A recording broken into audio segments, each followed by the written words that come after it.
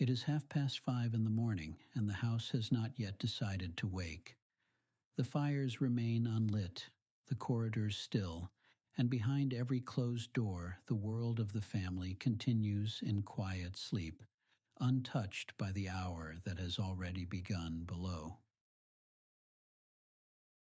Beneath the polished floors and the heavy carpets, a different rhythm has already taken hold, one that does not wait for sunlight and does not belong to the day above. A single door has opened, a candle has been lit, and in its soft, steady glow, a young girl moves through the corridor with practiced care, her footsteps silent against the stone, her presence folded neatly into the quiet that surrounds her. She does not hesitate, and she does not pause, not because she is unseen, but because she has learned, slowly and completely, how to move as though she were. In the great houses of Victorian England, there were rules that governed every action, every gesture, and every word, but the most important of them were never written down. They were learned in silence, and once learned, they were never forgotten. Welcome to a quiet moment wrapped in candlelight history. I am Amadeo Francis Hawthorne, your humble guide and storyteller. Tonight we wander together into the forgotten corners of the past. But first, if you don't mind, whisper in the comments where you're listening from and at what hour your candle burns tonight. Tonight's reading is called Victorian Servant Life, the Rules They Were Forbidden to Break. Chapter 1, The Rule of Invisibility. By the time a house begins to stir, much of the day's work has already been set into motion. Fires are laid but not yet lit, floors have been swept, and the quiet labor that supports the life above has unfolded without witness, without interruption, and without acknowledgement. This was not by accident, nor was it simply habit.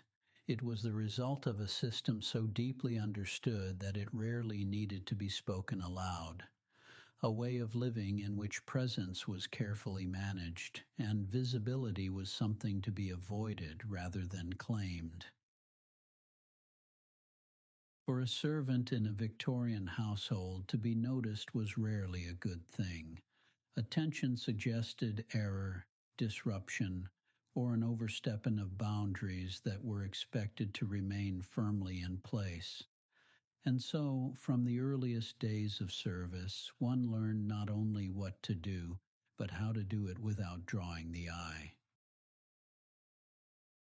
Movement became something precise and measured, shaped by an awareness of space that extended beyond the self. Doors were opened before they were needed, objects placed before they were requested, and tasks completed in such a way that they seemed almost to have happened on their own. A room might be entered, arranged, and left again, and those who later stepped inside would find everything as it should be without ever considering the quiet presence that had made it so. This careful absence was not emptiness, but discipline. It required attention, memory, and a constant sensitivity to the rhythms of the household, an understanding of when to appear, when to withdraw, and when to remain entirely out of sight. Even voices were shaped by this expectation. Speech, when permitted, was kept soft and brief, offered only when necessary, and never allowed to linger. Laughter, if it occurred at all, belonged to spaces out of view, to kitchens below stairs, to narrow corridors, to moments that would not carry upward into the world of the family. And so over time, the rule became second nature.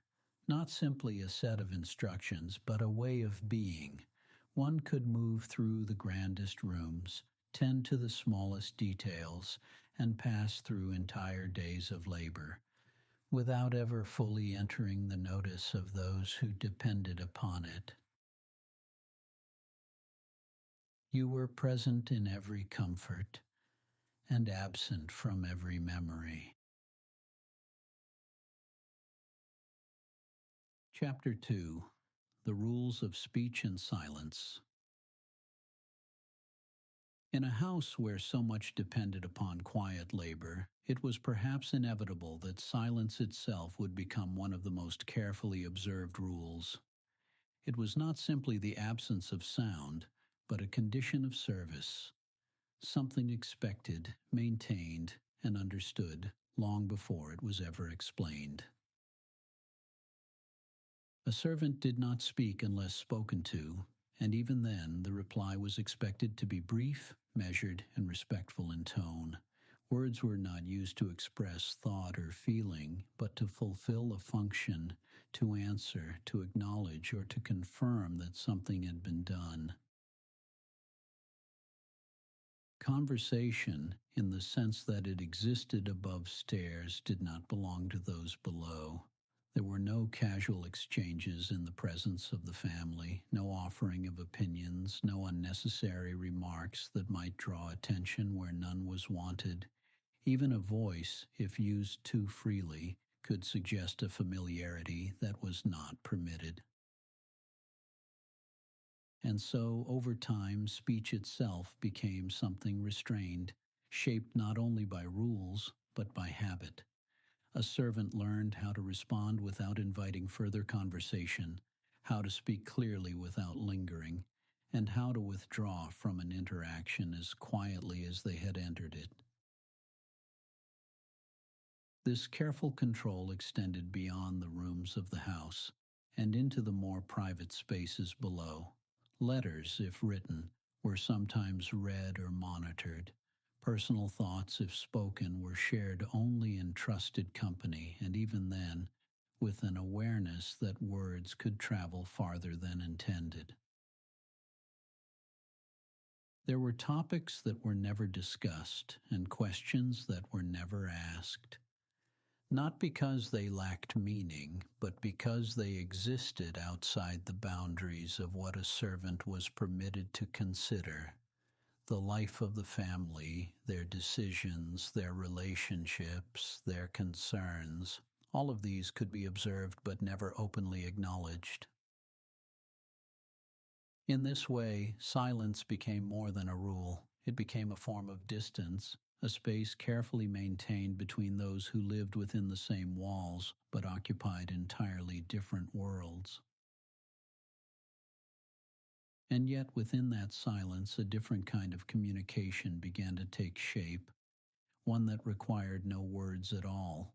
A glance, a gesture, the quiet understanding between those who worked side by side.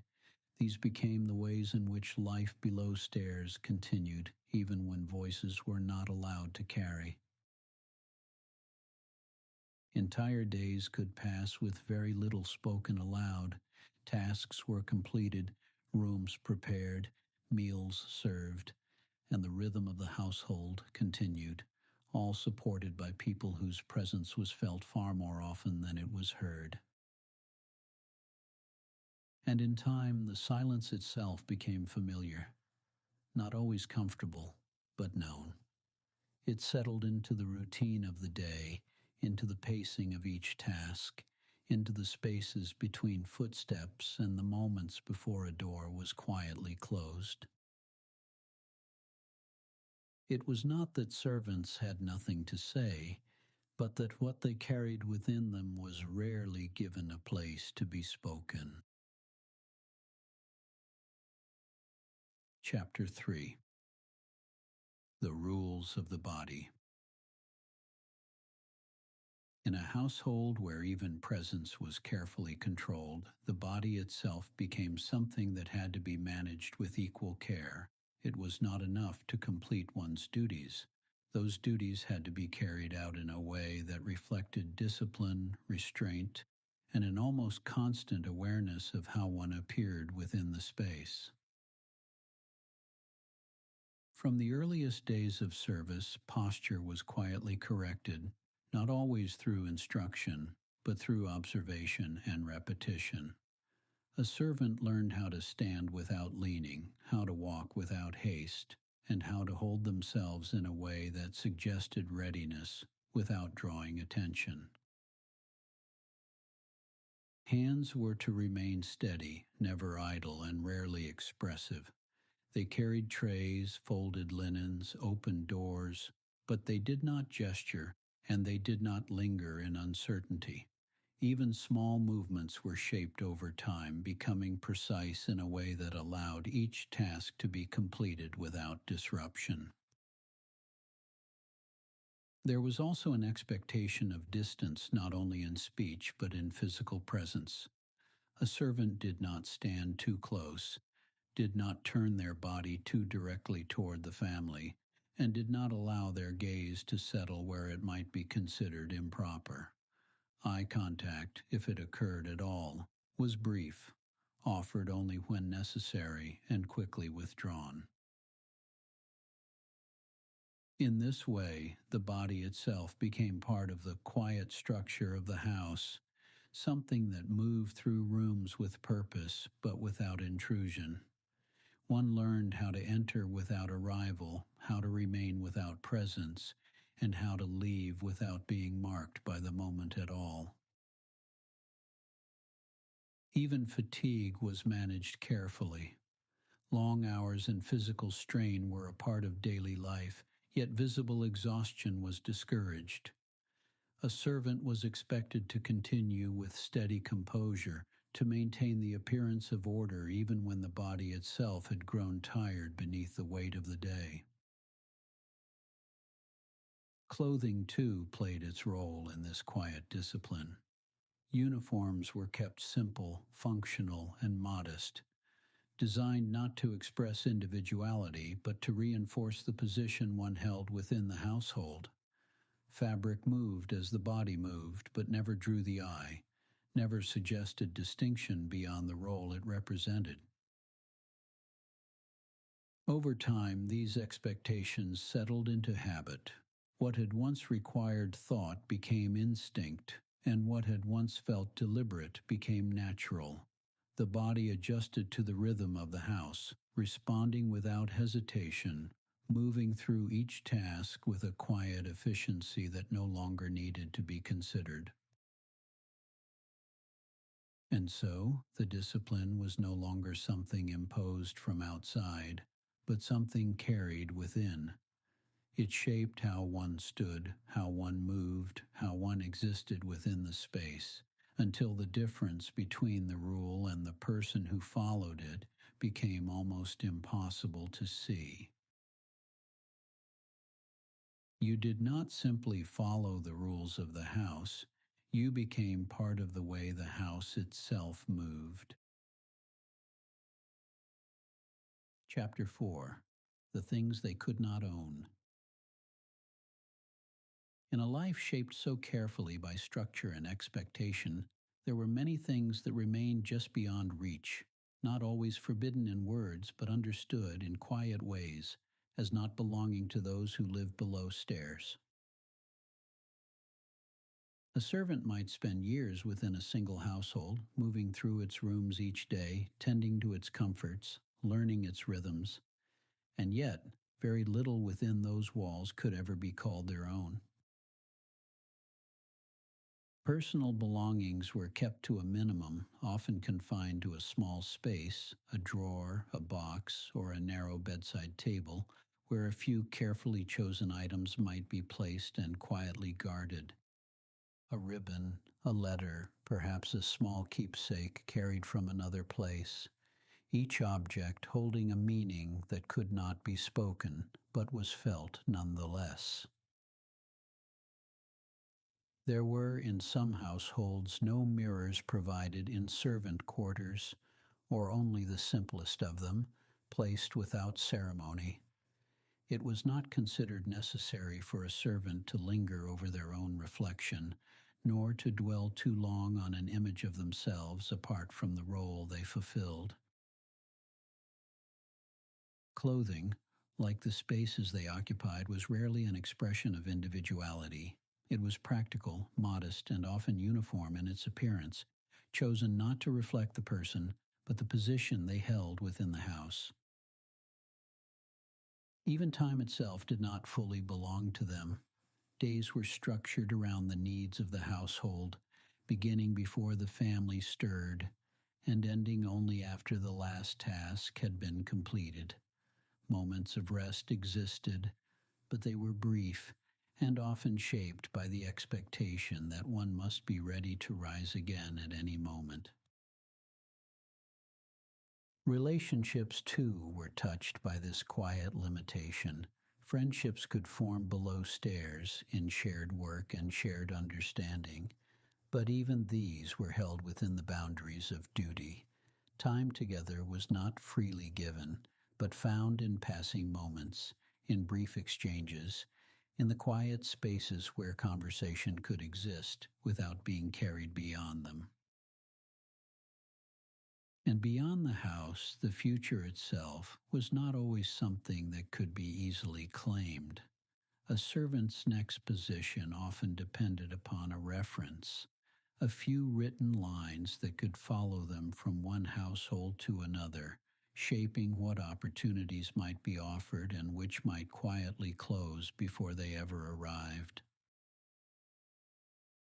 A single unfavorable word could remain with them for years, carried from place to place, shaping not only where they worked, but how they were received before they were ever known.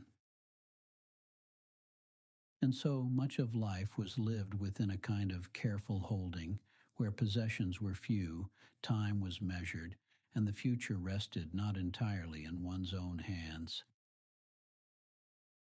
It was not that a servant had no identity, no memory, no sense of self, but that these things were often kept quietly within, rather than expressed outwardly in the world they moved through each day.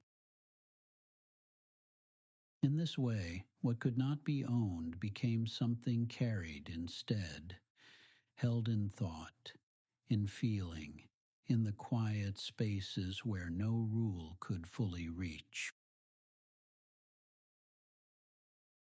Chapter 5: The Women Who Enforced the Rules. Within the ordered life of a Victorian household, authority did not always come from those who owned the house, but from those who maintained its rhythm from within. Below stairs, this authority often rested in the hands of women whose role was to oversee, to guide, and when necessary, to correct. The housekeeper, in particular, held a position of quiet influence. She moved between the worlds of the family and the servants, carrying expectations from above while shaping the daily life below.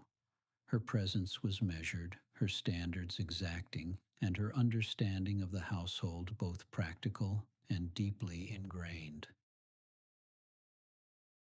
It was she who ensured that tasks were completed as they should be, that movements remained disciplined, that voices did not carry where they were not meant to be heard. Her corrections were often subtle, offered in brief instruction or in a look that required no further explanation. Yet her role was not only one of enforcement. Within the structure she upheld, there was also a responsibility to maintain order in a way that allowed the household to function smoothly, to anticipate needs, to resolve small disruptions before they grew, and to carry a steady presence through the changing rhythm of each day. Alongside her, the cook held a different kind of authority, one rooted not in visibility, but in necessity. The kitchen was its own domain, governed by routine, skill, and the careful coordination of those who worked within it. Here, decisions were made quietly but firmly, and the pace of the household was often set long before the first meal reached the table above. For younger servants, these women represented both guidance and expectation. They were the ones who corrected posture, who refined habits, who ensured that the rules, spoken or otherwise, were understood and followed without question. Instruction was rarely elaborate. It was shown, repeated, and absorbed over time. And yet, within this structure, there existed a quiet complexity. The same hands that enforced discipline might also offer small moments of understanding, a brief word of reassurance, an adjustment made without comment, a recognition of effort that did not need to be spoken aloud. Because those who upheld the rules were not separate from them. They too had once learned these expectations, had once adjusted their own movements, their own voices, their own place within the house. Their authority did not remove them from the system. It simply placed them within it in a different way. And so the structure of the household was maintained not only by instruction from above, but by a continuity of experience passed quietly from one to another, shaping each new servant as they entered into a rhythm that had long since been established.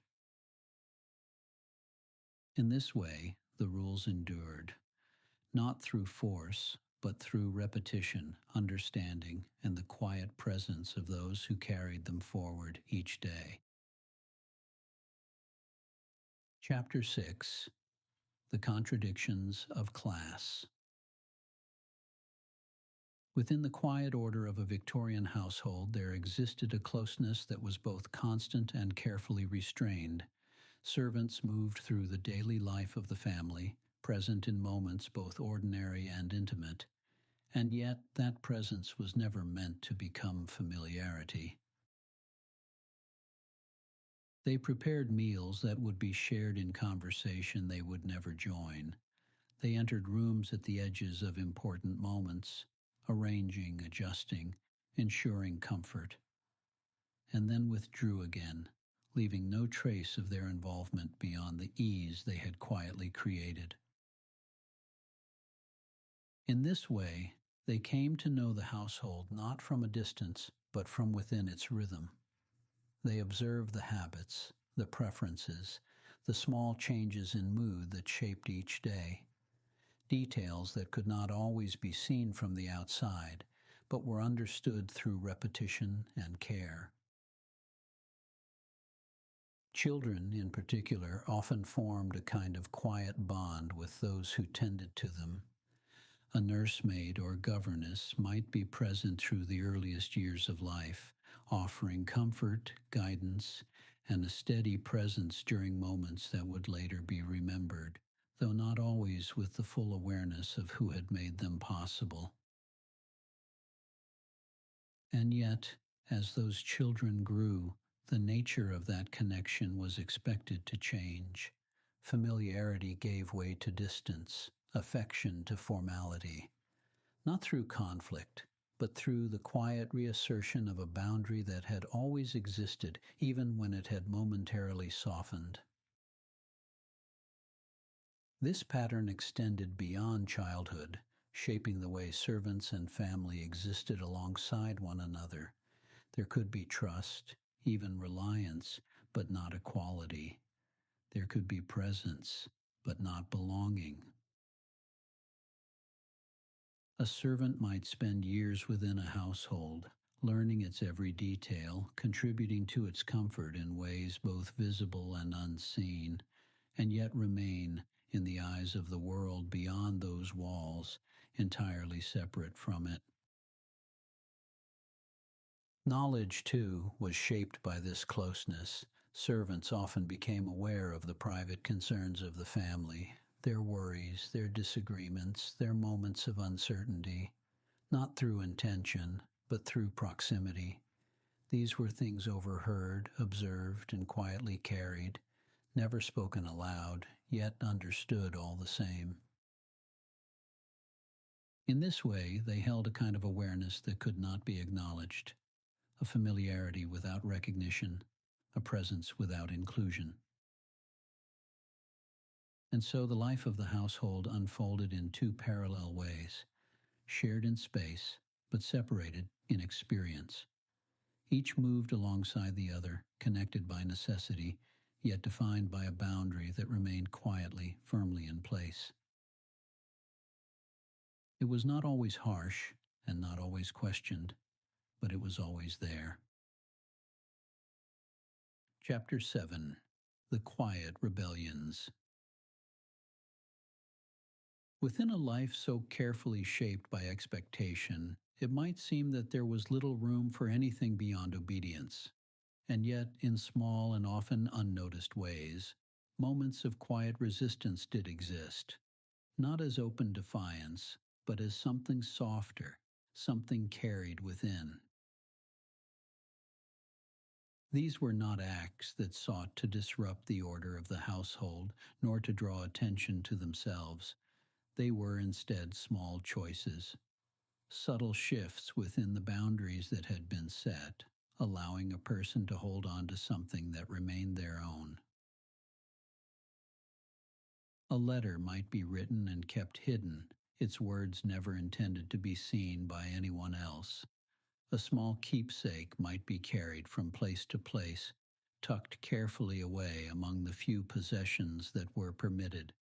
These were not objects of great value, but they held a meaning that could not be measured by the rules of the house. There were also quieter moments, woven into the rhythm of the day. A task completed with a touch more care than required, a pause held just a little longer than expected, a glance exchanged that carried understanding without the need for words. Even within the discipline of movement and silence, there remained a space, small but present, where a person could exist not only as a servant, but as themselves. It was not always visible and not always acknowledged, but it endured quietly beneath the surface of each day. In this way, identity was not lost, only softened, folded carefully into the spaces where it could remain undisturbed. It lived in memory, in thought, in the quiet recognition of one's own experience, even when that experience was not spoken aloud. And perhaps it was here, in these small and unspoken moments, that a different kind of freedom could be found, not in the absence of rules, but in the quiet understanding that within them there still remained something that could not be entirely taken away.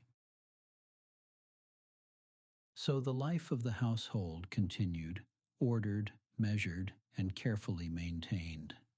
And within it, those who moved quietly through its rooms carried with them something unseen, something that belonged only to them and could not be fully shaped by the world around them. Epilogue. And so, the house settled once more into its quiet rhythm, each room returning to stillness, each task completed and gently left behind. The corridors grew silent, the doors closed softly, and the light that had guided the day remained steady and unchanged. Within that quiet, all that had been carried, unspoken, unseen, and carefully held, rested at last, not lost, but simply at peace within the spaces where it had always belonged.